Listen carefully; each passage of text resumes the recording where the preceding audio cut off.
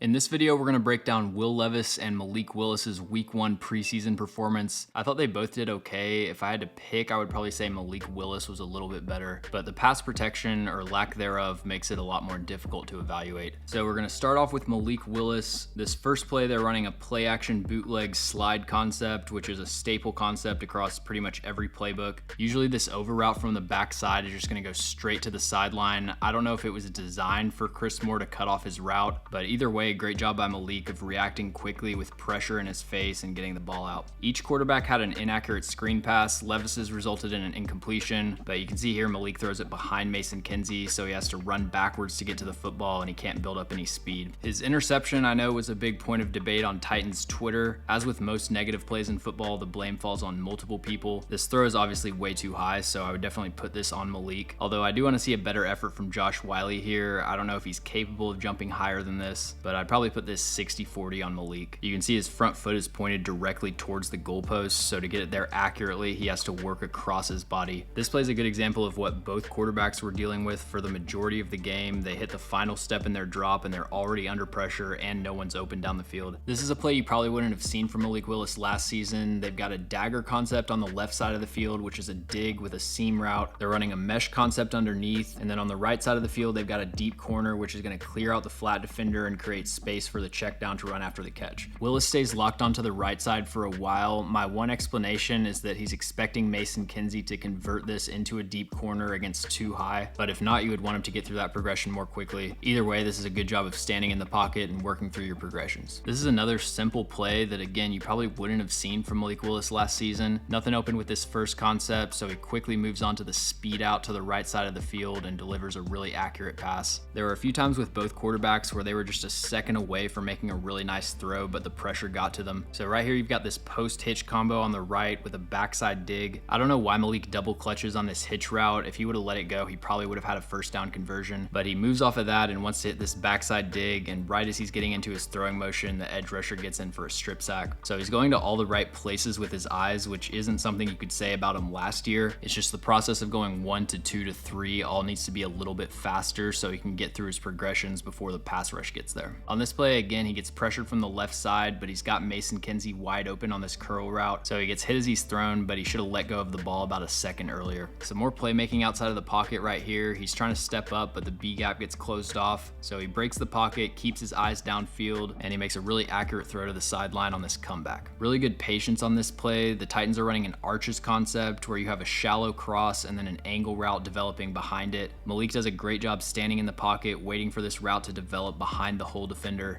And this is another similar example. The Titans are running a hitch with a dig route behind it. So the hitch route is supposed to hold this hook defender and create an opening for the dig. And again, he does a great job holding the underneath defender with his eyes, waiting for the route to develop and delivering the ball quickly. And then final Malik play to look at from his last drive. He's extending the play. He's got Mason Kinsey wide open in the back of the end zone, but he sails it over his head. He does have to aim this high so he can get it over the top of this defender. So this is a much tighter window than it looks like, but still a missed opportunity.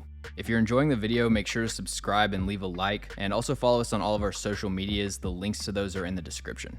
Moving on to Will Levis, his first throw was a speed out, perfect ball placement right here. Obviously, it's hard to take away too many scheme conclusions from a preseason game, but the Titans ran this Omaha concept over and over again, especially as a check. So my guess is when we get into the regular season, you're going to see a lot of speed outs against off coverage. And the second play was a very similar throw, but he places it behind Colton Dowell, and Tyreek Stevenson's able to break up the pass. Right here, the Titans have a 3-man concept on the left side. The Bears have the deep options covered up, so Levis moves on to the backside dig, but Jalen Duncan and Xavier Johnson can't pick up this stunt, so he gets sacked. If you watch his eyes here, you can see that he's moving on to the backside dig right as the pass rush gets through. Ideally, you'd like him to recognize this pressure with his peripheral vision, but ultimately a quarterback needs to be able to trust that his offensive line can pick up a simple TE stunt. On this play, the Titans are running a bootleg. I really like the protection design here to have Hassan Haskins as kind of a lead blocker. The best way defensively to counter these bootlegs is to have the play side defensive end just flash into the backfield and pressure the quarterback. So this is a great way of keeping him clean by having the running back just clear him out of the way. Terrible coverage here by Chicago. Mason Kinsey's coming wide open on this deep corner, and Levis is able to make an accurate throw on the run.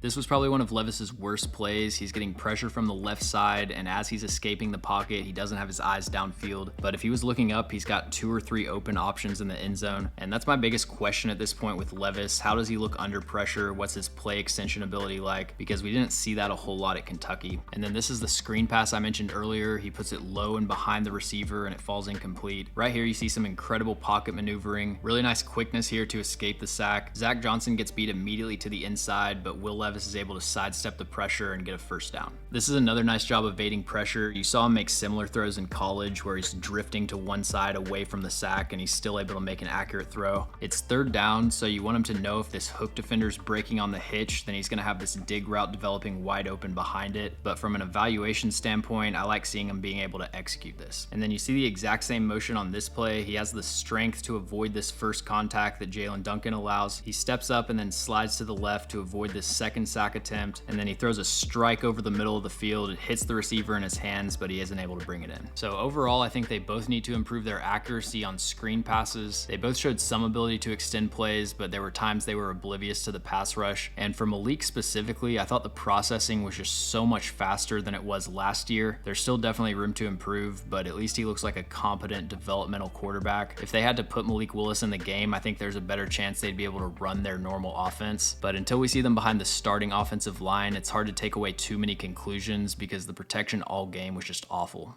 Thanks for watching. If you enjoy the video, make sure to like and subscribe. Also, let me know in the comments any NFL players or teams that you'd like me to cover.